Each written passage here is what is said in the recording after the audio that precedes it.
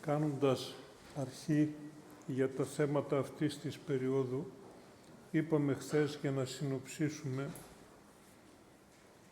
για τα δύο ρεύματα, αδελφά ρεύματα, τα οποία ακολουθώντας ένα από τα δύο, όποιο δείξει ο Θεός, ο καθένας από μας με τη χάρη του Θεού οδηγείται στη σωτηρία.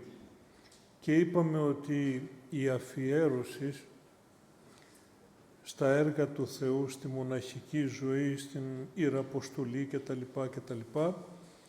Είναι κλήσεις του Θεού. Δεν είναι έξοδος διαφυγής, γιατί δεν θέλω να αντιμετωπίσω τις δυσκολίες της οικογένειας, παραδείγματος χάρη, ή γιατί απέτυχα σε οτιδήποτε και είμαι απογοητευμένος και το μόνο που μου μένει είναι να πάω να γίνω μοναχός. Όχι βέβαια, μη γέννητο να λέμε τέτοια πράγματα. Είναι κλήσεις, είναι ευλογία του Θεού, η οποία εφόσον δείξει ο Θεός ότι είναι αυτό, με την καθοδήγηση πάντοτε του πνευματικού, και εφόσον ακολουθήσει αγώνας, όπως θέλει ο Θεός, οδηγεί στη σωτηρία. Να έρθουμε όμως στον δρόμο των άλλων, των περισσότερων από μας, για να έτσι εμβαθύνουμε στο γάμο, στο μυστήριο αυτό το οποίο μας λένε οι πατέρες μας ότι είναι μυστήριο μέγα.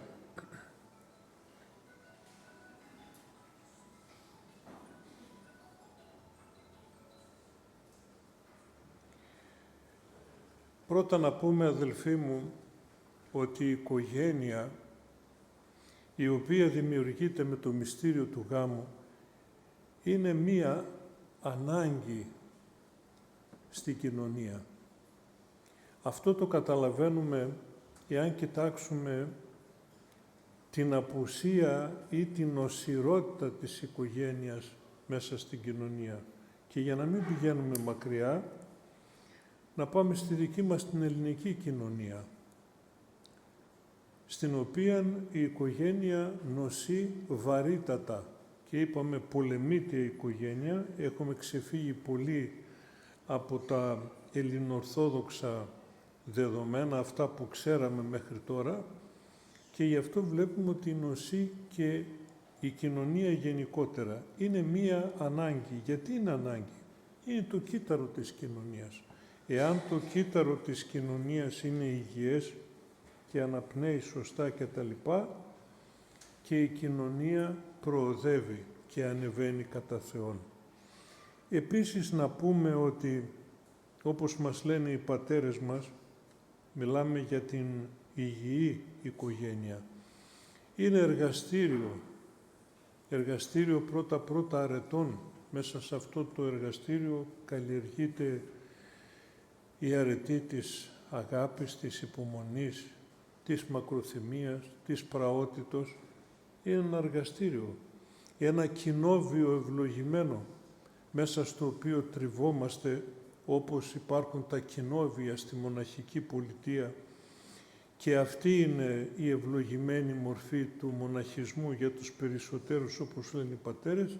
Έτσι και μέσα στο κοινόβιο που λέγεται οικογένεια, τρίβεται ο ένας με τον άλλον και αναπτύσσονται έτσι με τον τρόπο αυτό και με τη χάρη του Θεού οι διάφορες αρετές. Επίσης, γιατί όχι, είναι και εργαστήριο τάξεως, νοικοκυροσύνης, προγράμματος. Εκεί μέσα τα παιδιά από μικρά, εφόσον καθοδηγηθούν σωστά, μαθαίνουν την τάξη, την νοικοκυροσύνη, κάτι που λείπει σήμερα και δεν δίνεται σημασία. Γι' αυτό και στη συνέχεια στις μελλοντικές οικογένειες, στις νέες οικογένειες, παρουσιάζονται προβλήματα από αυτά τα οποία φαίνονται ότι είναι ασήμαντα. Ποιος δίνει σήμερα σημασία εάν κάποια κοπέλα είναι νοικοκυρά, εάν ο άνδρας είναι νοικοκύρης, έχει πρόγραμμα, εργατικότητα κτλ. Και όμως, επειδή απουσιάζουν αυτά, γι' αυτό και δημιουργούνται τα προβλήματα.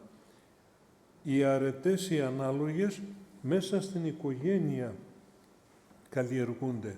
Και μάλιστα με όλα αυτά το σπουδαιότερο είναι ότι είναι εργαστήριο Αγίων η οικογένεια. Να θυμηθούμε μερικές οικογένειες. Την 1η του μηνός του Αυγούστου γιορτάζαμε την Αγία Οικογένεια των 7 Μακαβαίων παιδών της μητέρας τους Σολομονής. Αγία Οικογένεια, για διαβάστε εκεί στην Παλιά Διαθήκη το σχετικό κείμενο να δείτε τι οικογένεια ήταν. 7 μάρτυρες και μία η μητέρα, 8. Πώς μεγάλωσαν αυτά τα παιδιά μέσα σε αυτή την Αγία Οικογένεια. Να θυμηθούμε την οικογένεια του Αγίου Ευσταθείου. Πατέρας, μάνα, παιδιά, όλοι Άγιοι. Να θυμηθούμε την οικογένεια της Αγίας Φωτεινής, της Σαμαρίτιδος. Τι ήτανε? Από την κατάσταση της αμαρτίας, με τη χάρη του Θεού, έφτασαν να αγιάσουν τα μέλη της οικογένειας της Αγίας Φωτεινής. Τι να πει κανένας και για την οικογένεια του Μεγάλου Βασιλείου. Πόσα παιδιά από την οικογένεια του Μεγάλου Βασιλείου, πόσοι αγίασαν, αδέρφια, μοναχοί, έγκαμοι, μακρίνα, ο ένας ο άλλος, με τη χάρη του Θεού οδηγήθηκαν στον ουρανό. Εργαστήριο Αγίων, όταν βέβαια είπαμε τηρούνται οι προϋποθέσεις.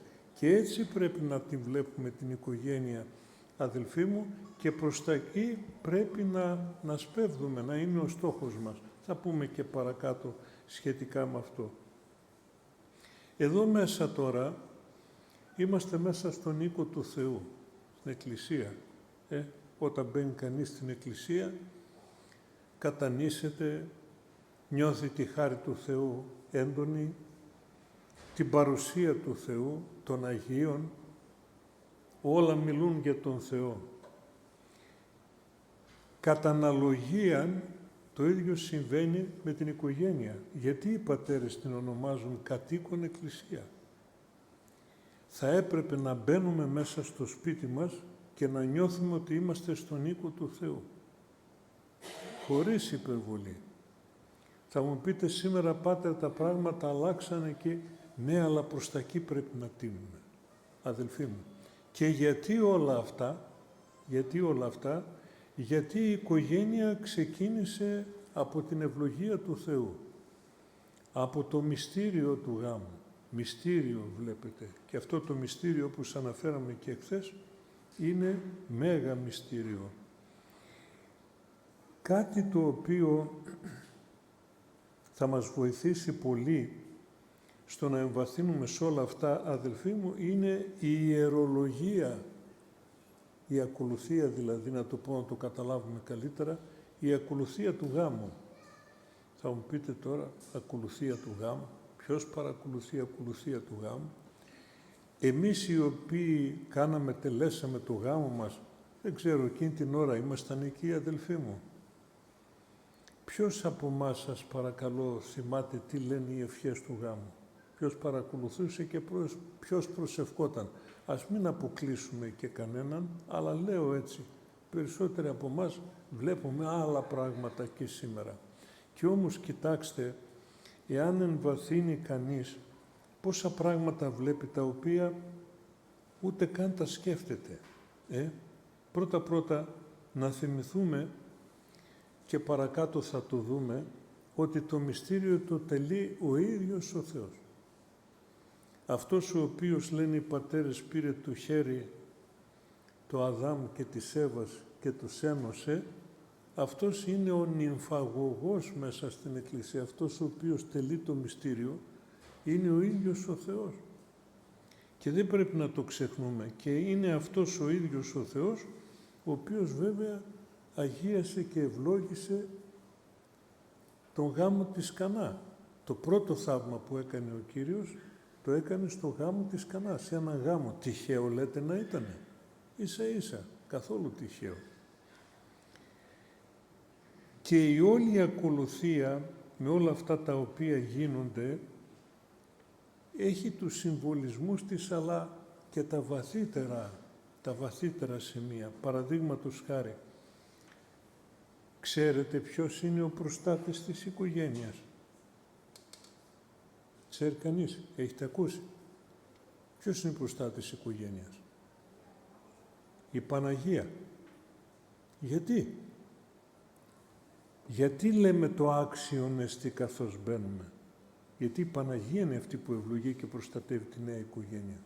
Γιατί λέμε το εν τη ερυθρά θαλάσση στο τέλος, την ώρα που χαιρετούμε? Γιατί η Παναγία είναι η προστάτητα της οικογένειας. Παλαιότερα μάλιστα λέγανε και τα 8 θεοτοκία των ήχων, όχι μόνο το εν τη ερυθρά θαλάσση. Η Παναγία είναι που σκεπάζει την οικογένεια και σε αυτήν από την πρώτη στιγμή απευθυνόμαστε. Αργότερα μπήκαν και οι Άγιοι Κωνσταντίνος και Ελένη σαν θεόστιπτοι βασιλείς. Θα δούμε και αυτό έχει τη σημασία του.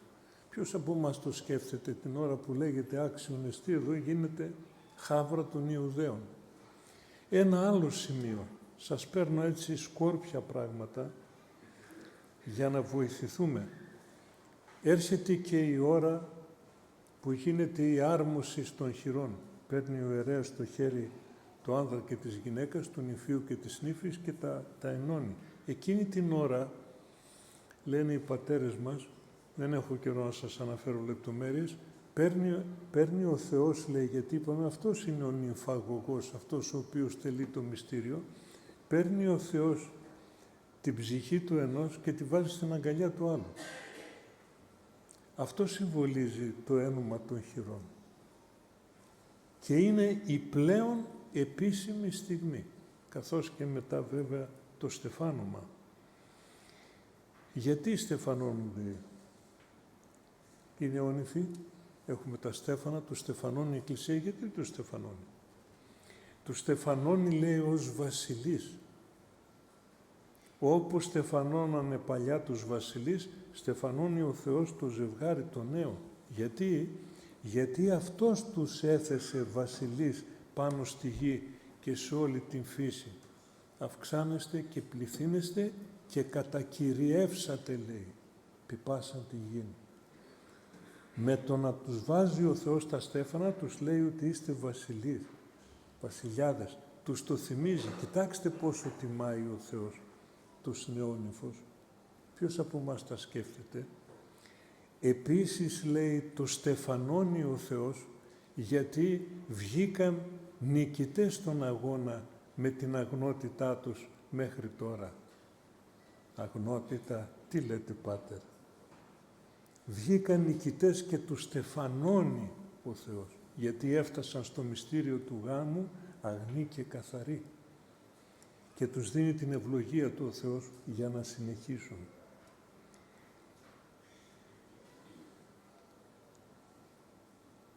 Και με αυτό τον τρόπο και με την άρμωση των χειρών και τα λοιπά, δείχνει ο Θεός ότι αυτός, όπως είπαμε, ευλογεί και λέγεται εκεί στην ευχούλα η οποία διαβάζεται, παρακυρίου αρμόζεται ανδρή γυνή.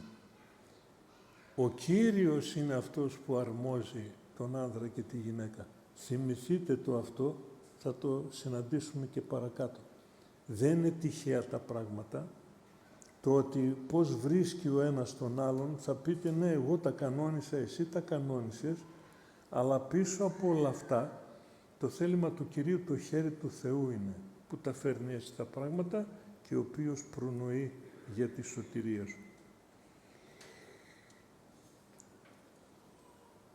Αυτά τα στέφανα όμως που βάζει ο Θεός, επίσης λένε οι πατέρες μας, ότι θυμίζουν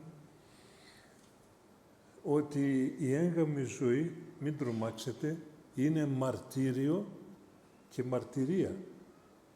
Δηλαδή, είναι μαρτύριο αγώνας. Η έγγαμη ζωή δεν είναι εύκολη.